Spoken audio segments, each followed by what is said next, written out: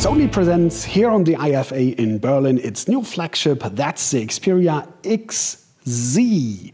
And as you might see here, we have all three colors. That's a black, but it's matte, as you can see here. A very dark and even matte blue. And that's kind of different to explain because on one side it's matte, but as you can see here, it's really reflecting light. So let's call this one just silver. And coming to the materials we have here, this complete backside is aluminum, a special one called Alcaleido, some special crafted aluminum. Don't know exactly the details, but it's looking great, even if you see all the fingerprints. I hope you can see in the video here. So that's kind of a mixture between glossy glass figuring and nevertheless looking a bit black. The total frame around here is aluminum too. Only plastic are the top and back and this piece here because somewhere the antenna signals have to go through, of course.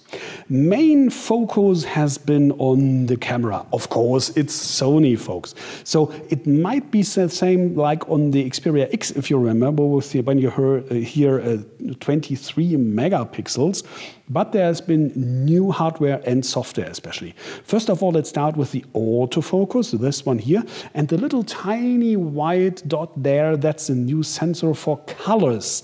So not only in the visual, but also in infrared spectrum. So you can have more precise colors because you can detect the white balance even better. And below this, just a regular plain white LED.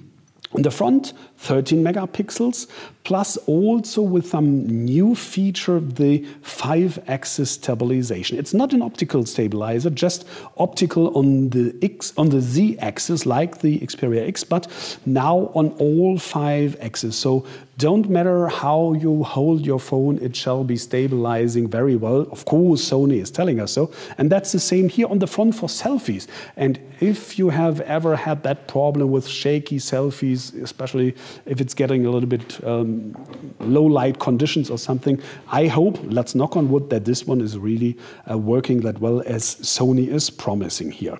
So let's come to the hardware here to the front. It's a 5.2-inch display, Full HD, meaning 1080 or 1920 pixels, and it shall be very bright with 600 candela or nits. So let's wait for the final test, but if this is really true, it would be very bright. Then you have a Qualcomm Snapdragon 820 processor, meaning the current flagship from Qualcomm. So only 4 cores, as you might remember, but very strong ones with up to 2.15 gigahertz and 3 gigabyte of RAM. Internal memory is 32 gigabyte. And here comes one of my personal favorites, because I always hated that flap that was always in the way, at least for me. It's now just one slot, not two separate, and especially you have the flap on here and almost looking stabilized here, so I don't have any worries about that. So this is for micro SD up to 256 gigabyte, and this big one here, that's the Nano SIM.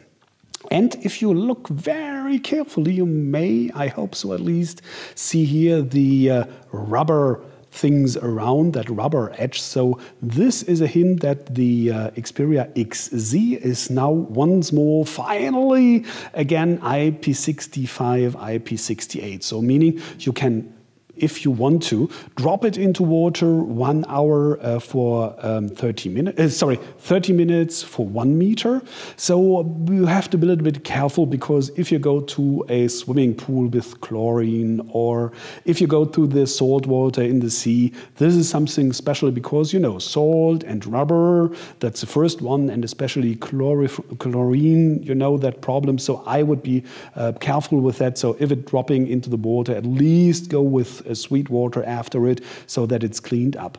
You won't have any problem with the USB, now Type-C, by the way, so plugging in your cable both ways here.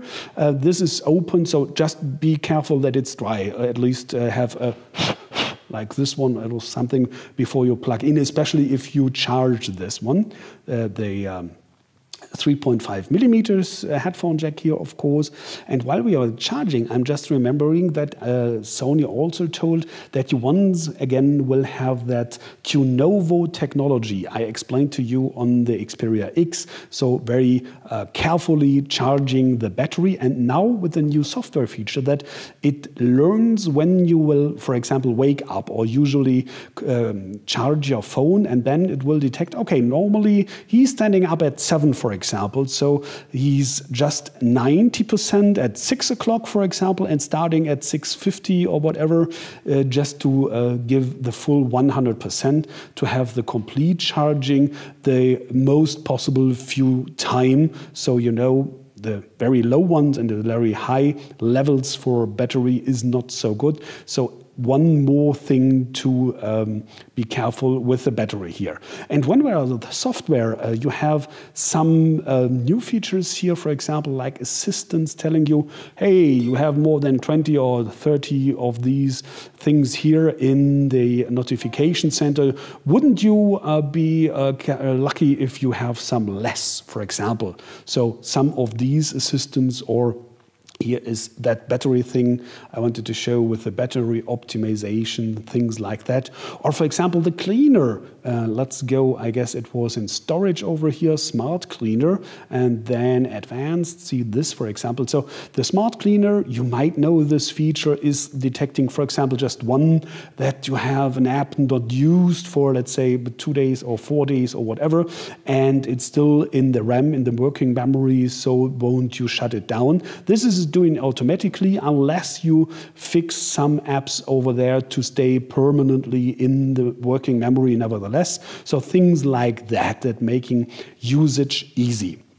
So you have 4G LTE 450 megabit per second nominally, Wi-Fi AC, NFC, everything, and you might have detected already, of course, it's Android 6.1 here.